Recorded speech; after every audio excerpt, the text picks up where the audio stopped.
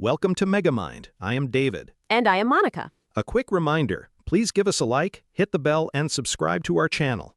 Thank you for watching and supporting us. Monica, today we're diving into something that I think we all need a reminder about, the art of detachment. Now, detachment sometimes gets a bad rap. People hear the word and think, oh, so you just stop caring about everyone and everything? But really, it's not about being cold or distant. It's about finding peace and strength without clinging or losing yourself. Absolutely. And I think the timing of this conversation couldn't be better. Life can throw so many emotional curveballs. Maybe it's a friend who's treating you unfairly, a family member who's being overly critical, or a colleague who's just pushing all your buttons. If we don't know how to detach in a healthy way, we can end up carrying other people's baggage without even realizing it. Exactly. Let's start with something powerful. How people treat you is a reflection of them. How you respond is a reflection of you. Monica, when I read that, I immediately thought of a situation I went through years ago. A coworker spoke to me in a really condescending tone in a meeting. Old me would have snapped back instantly. But that day, I took a breath, stayed calm, and responded with clarity instead of matching their tone. That moment taught me I can't control their behavior, but I can control my response. I love that. I had something similar happen. I used to take things so personally. If someone was short with me, I'd immediately assume it was my fault. But when I learned that people often act based on their own stress, fears, and experiences, I stopped internalizing it. My job became about staying rooted in who I am, not who someone's bad mood wants me to be. That's such an important point. Let's do a quick role play. Imagine this. Someone says to you in a snappy tone, "You always mess things up." Now, option 1. You react immediately, defensive, voice raised. That escalates things. Option 2. You pause, take a breath, and say, "I hear you're frustrated. Let's talk about what happened and how we can fix it." The first fuels conflict. The second keeps your peace intact. And speaking of peace, here's a big one. You don't need anyone's permission to be at peace. Not your parents, not your partners, not society's. The only permission you need is your own. Oh yes, that's a liberating thought. I remember when I first started meditating, I felt almost guilty for taking that time for myself. I thought, shouldn't I be working, helping someone, doing something productive? But then I realized, this is productive. I'm recharging so I can show up better. I felt that too when I started saying no to events I didn't want to attend. I used to force myself to go because I thought it let people down. But peace isn't something you earn by exhausting yourself. You don't have to justify wanting quiet time. Which brings us perfectly to another truth. You don't owe everyone an explanation. And yes, no is a complete sentence. I actually practice this in little ways. Instead of saying, I can't make it because I have to work late, and then I have to do laundry, and then I simply say, I won't be able to attend.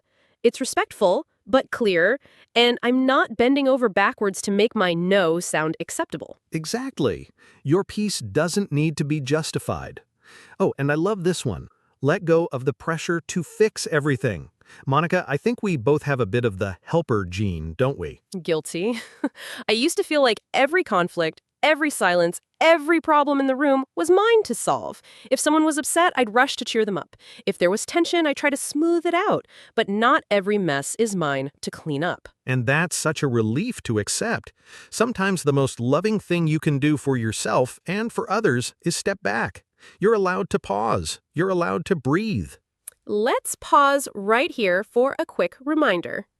Remember to subscribe. Thank you. Now, something that ties closely into this is the idea that detachment isn't about being distant, it's about being clear. It's knowing what's yours to carry and what's slowly breaking you. Right. You can still care deeply without clinging tightly. I once had a friend going through a really tough time. I wanted to be there for her, but she was making choices that were hurting her, and I found myself trying to control her decisions. That was burning me out. Detachment taught me I can love her without trying to live her life for her. And that's where healthy boundaries come in.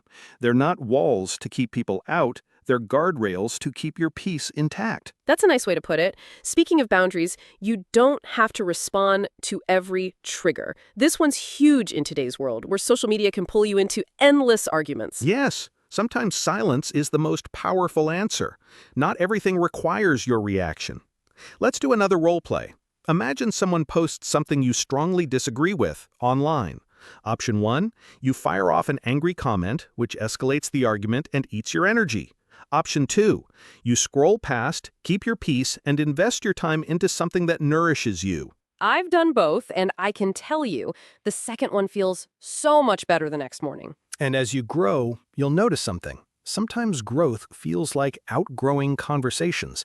The gossip, the drama, the chaos. It just doesn't interest you anymore. I remember when a friend group I was in spent hours talking about other people's relationships. I used to join in. Then one day I thought, why am I investing my energy here? So I gently shifted the topic or excused myself. And guess what? My days felt lighter. That's a sign of growth. And here's a golden tip. Let them have the last word. You don't need to win the argument when you've already won your piece. That one's tough for the ego, though. We love being right. But letting go of the need to prove your point can be the ultimate power move. Exactly. You win by walking away with your calm intact. So, David, let's sum up a few practical ways our viewers can live this out. 1. Pause before reacting. Buy yourself a moment to choose your response. Give yourself permission to rest and recharge without guilt.